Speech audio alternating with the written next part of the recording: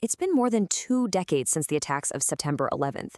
We've seen the reports, we've built the memorials, an entire generation has been born since that day.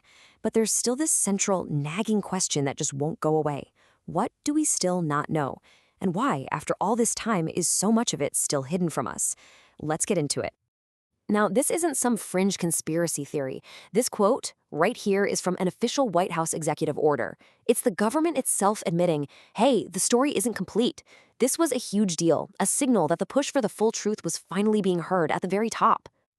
And that order didn't just come out of nowhere. It happened because for years, decades really, the families of the victims and the survivors have been fighting.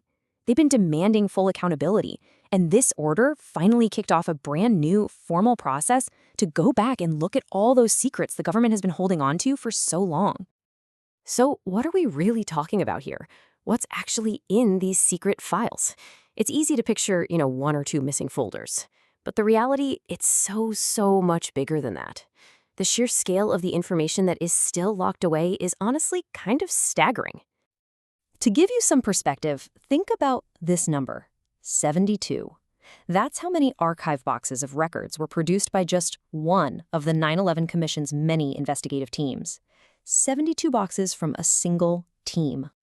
And when you start looking through the catalog from the National Archives, the folder titles are just, wow. We're talking about interviews with Saudi witnesses, interrogation logs for guys like Khalid Sheikh Mohammed, summaries of the FBI's massive investigation, codenamed Pentabomb, even things like the hijackers' travel reservations.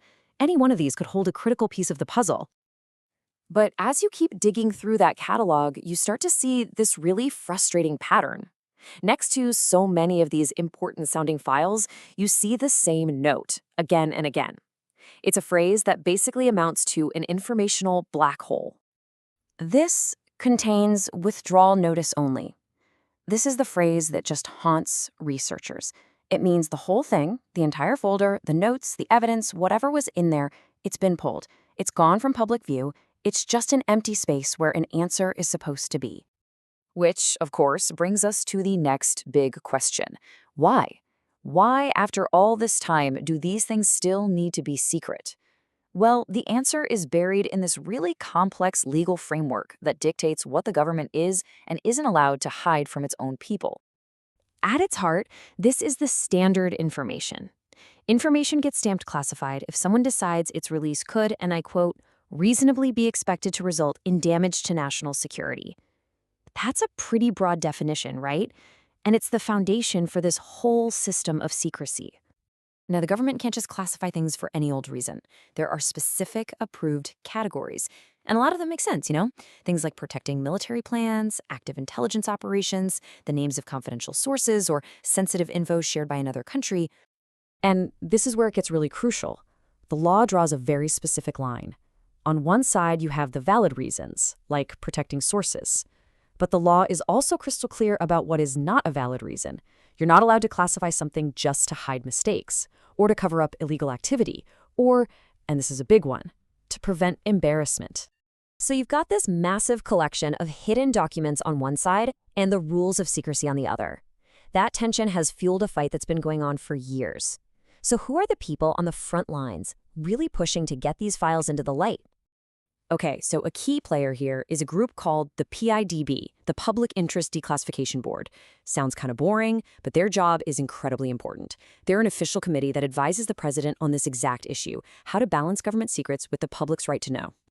And they do not mince words about how hard their job is.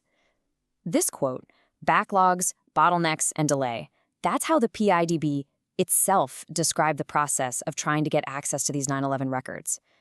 It paints a pretty clear picture of a system that's just completely clogged up. This timeline really puts it all into perspective. You've got the attacks back in 2001, all the way to the new review ordered in 2021.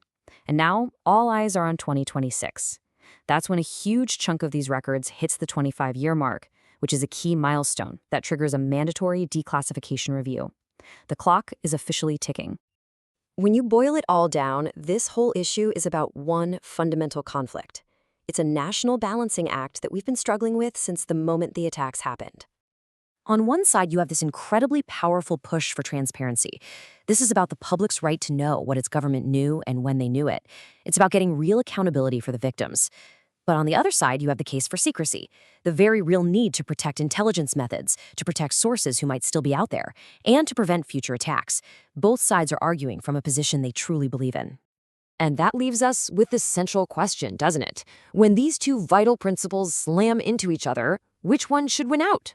How does a country like ours decide when the people's right to know becomes more important than the government's need to keep a secret? There's just no easy answer. And so we're left waiting, with this one big question hanging in the air.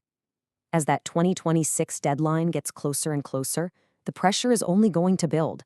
Will we finally get that fuller picture we were promised? Or will the deepest secrets of September 11th stay buried in those archives, marked forever by that same frustrating phrase, contains withdrawal notice only?